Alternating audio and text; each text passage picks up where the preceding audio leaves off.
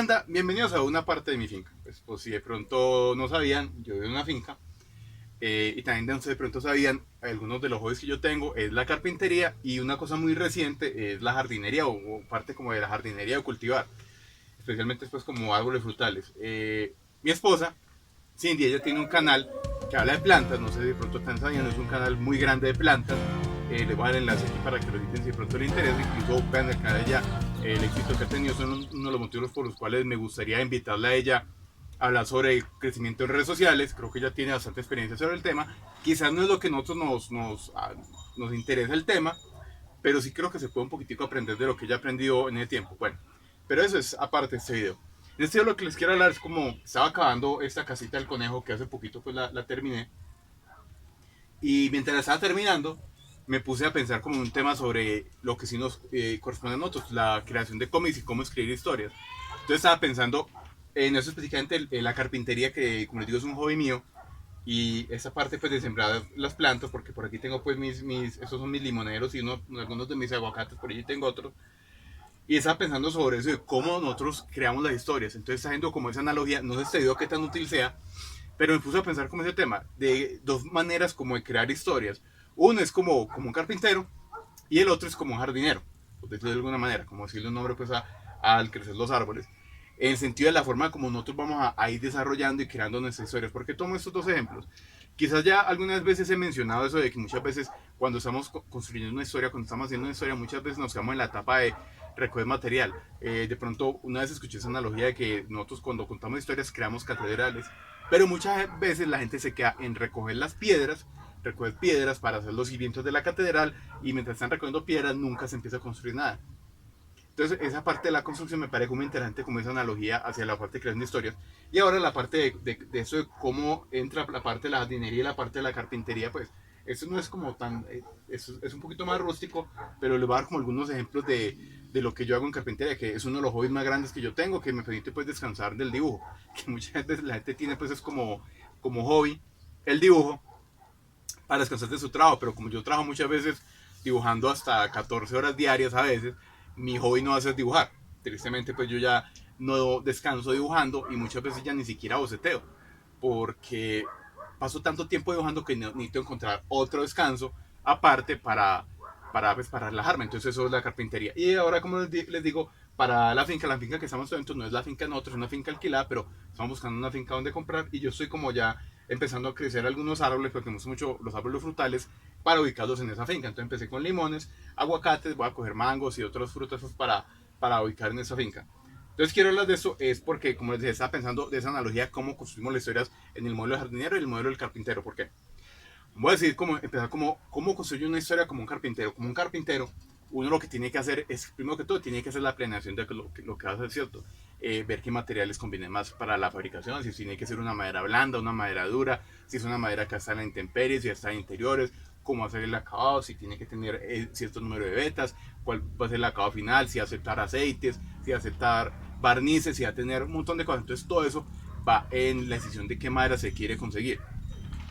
También el peso puede ser un factor importante. Entonces está por un lado ver qué materiales uno consigue. Lo segundo sería que uno tiene que hacer pues el plano del objeto que quiere construir, la cama, la mesa, lo que sea, obviamente para ir a comprar el material, para que no haya desperdicio. Entonces uno va a medir, hace tomar las medidas, y con esas medidas es que uno va a comprar los materiales. Y ya pues teniendo el plano, obviamente uno hace todos los cortes, consigue también las pegas, consigue los barnices, consigue los tornillos, los clavos, todos los materiales, pensando en qué es lo que va a construir, todo de una manera muy planeada, idealmente, para que no haya mucho exceso de material. Entonces uno tiene todo ese plano de lo que va construyendo, obviamente hace los cortes, y si uno es un buen carpintero, lo ideal es que cuando uno ya esté construyendo el objeto, no haya muchos cambios sobre el plano, no haya que ir a comprar más materiales, no haya desperdicio, como les digo otra vez, y que todo se vaya yendo de modo que tampoco se hagan cortes falsos, como muchas veces uno dice cuando es carpintero, hay un dicho de uno tiene que medir dos veces y cortar una, para no ir a dañar piezas también, porque muchas veces en un corte se puede dañar uno si compra la madera precisa, hace el corte y lo hizo mal, entonces ya toca comprar más madera porque ya no alcanza para ajustar las medidas para lo que uno está haciendo. Entonces uno tiene que hacer toda esa planeación para comprar materiales para armar, para darle el acabado final. Y lo que uno obtiene es al final el mueble o el objeto que uno tenía planeado en la cabeza. Tal cual, idealmente, como lo tiene en la casa y como está en el plano, con todos los elementos pues, y los acabados de barniz y de pintura. Es exactamente como uno lo planeó. Eso es como el modelo ideal de carpintería. Sin embargo, pelo, me extraña en una casa llena de gatos. En la jardinería no funciona así. Porque no importa qué tanto uno planee o qué tanto uno haga esfuerzos, uno no puede obligar a un árbol a crecer más rápido o a tener X cantidad de hojas o X cantidad de flores, o que florezca más rápido o que abran más flores. Si es cierto que uno puede coger con una planta, uno también existe en el proceso pues, de la jardinería, uno tiene que decir cómo quiere hacer su planeación, pues si quiere hacer un jardín, un huerto bien planeado, uno decidir qué plantas va a sembrar, para qué las va a sembrar, si son ornamentales, si son frutales, si son hortalizas, si son todo eso para uno consumir, o si simplemente de adorno, va a planear eso, va a planear la compra de semillas, uno tiene que preparar la tierra, meterle los minerales necesarios, el, eh, el fósforo, el potasio, el nitrógeno, todo eso lo que tiene que hacerle, y eso para preparar ya pues para que empiecen a crecer las plantas y a la siembra, y tiene como un periodo de tiempo de crecimiento. Sin embargo, aunque uno le puede echar, por ejemplo, fluorescencia y potasio, hidrógeno, todo eso para que la flor florezca o eche hojas con urea o todo esto, uno no va a planear exactamente cómo va a crecer. Hay plantas, porque en ese proceso es un poquito más caótico, más aleatorio, no hay forma de yo decir, es que este árbol quiero que me quede de esta manera, incluso con los bonsáis, que son de alguna manera como más planeados, tampoco funciona así. Primero que todo es un periodo de tiempo mucho más prolongado y uno tampoco controla hacia qué punto van a crecer las ramas. Uno lo que hace es que una vez que las ramas crezcan, uno ya las organiza y las poda para que queden a una manera que a uno le parezca bonita, pero no es que uno planeó que creció así el árbol. Uno lo puede ir modificando, pero no se planea exactamente. Lo mismo pasa con esto. Por ejemplo, con estos son mis limoneros. Un ejemplo perfecto es que todos estos limoneros que ven aquí tienen exactamente la misma edad. Tienen aproximadamente un poco más de un año. Incluso vean, por ejemplo, este que está más grande, este que es más grandecito, o este, son de un año de edad. Y este también, que es un chamisito chiquitico, tiene el año de edad. ¿Qué pasó con estos limoneros? Cuando los sembré justo en una época de mudanza, los descuidé un poquitico, los tenía en un sitio que no les estaba favoreciendo, entonces no les estaba creciendo muy bien las hojas. Cuando empezaron a crecer las hojas, hubo una plaga de babosas, tocó comprar matabosas, pero casi que se comen completamente todos los limoneros. Después de eso hubo otra plaga que no sé qué pasó y después volvieron a crecer, ya se les está, ahí también por aquí hay hormigas arrieras, entonces justo en una época en que las hormigas arrieras empezaban a cortarles hojas, ya están con su matabosas, con su mata hormigas y van creciendo bien. Sin embargo, vean cómo van creciendo a diferentes medidas. Cada uno tiene sus ramitas diferentes. Hay unos que crecen una sola rama, como estos, otros que se bifurcan, otros que empiezan a crecer muy tupitos desde el principio. Y este, por ejemplo, es un ejemplo excelente de que uno no controla este tipo de crecimiento porque este limonero tiene la misma que los demás. Sin embargo, estos yo los sembré desde la semilla. Cogí la semilla, la preparé, la hice un cultivito de semillas, fue la trasplanté a la tierra. Este fue un limón que cayó en una maceta de las de mi esposa en la época en que yo estaba haciendo esto y creció por su cuenta. Un día fue que la descubrimos y estaba la planta ya crecida, pero tiene más. Y vean que esta naturalmente ha ido creciendo más. No sé si será que yo tengo mala mano para las plantas o lo que sea, pero es un buen ejemplo de cómo uno muchas veces no controla el crecimiento. Y por ejemplo, también los aguacates, vean la diferencia de estos aguacates, ese como está creciendo así en ramita, y ese está tupiendo mucho más. Es lo que le digo. Ahora, ¿por qué entra la parte de la creación de historias? Yo tengo dos historias. Uno es Escarlata, que estaba hablando bastante de ella, y otro es Moonlight Galáctica, que son como los dos planes que tengo para el siguiente año, espero que los siguientes años que vengan. Y las dos historias las estoy escribiendo como de maneras diferentes. Una la estoy escribiendo a la manera de carpintero y la otra estoy escribiendo como jardinero. ¿Por qué?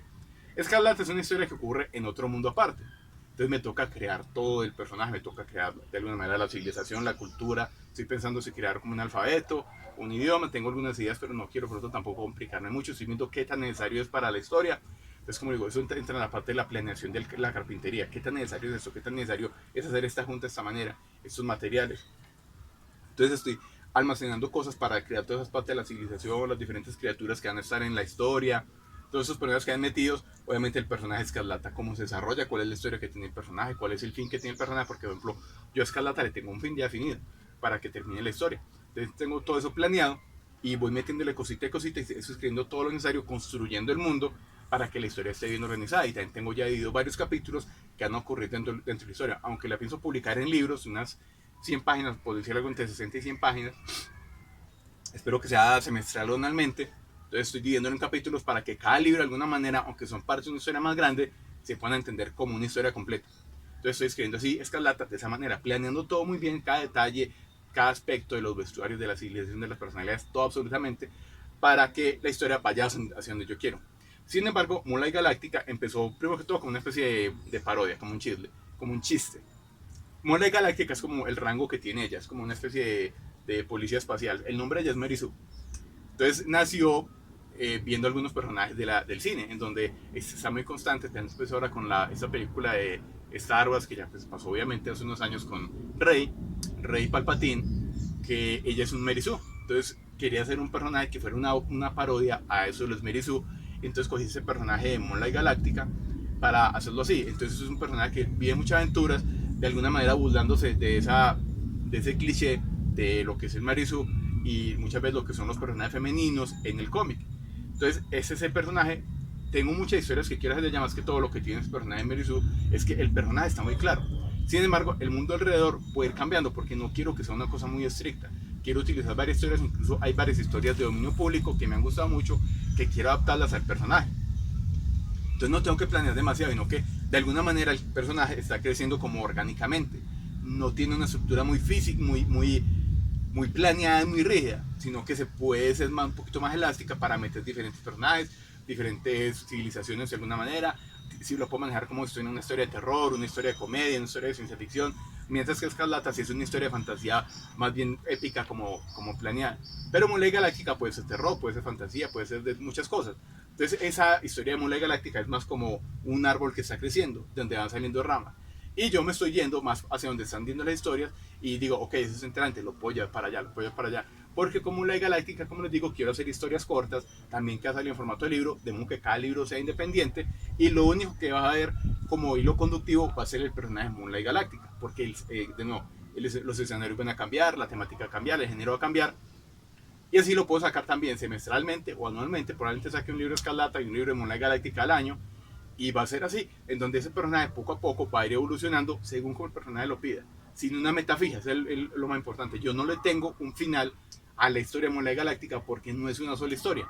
Es un montón de historias que he tenido pensadas, corticas, y que las puedo expandir a un libro, pero que no tiene un final completo.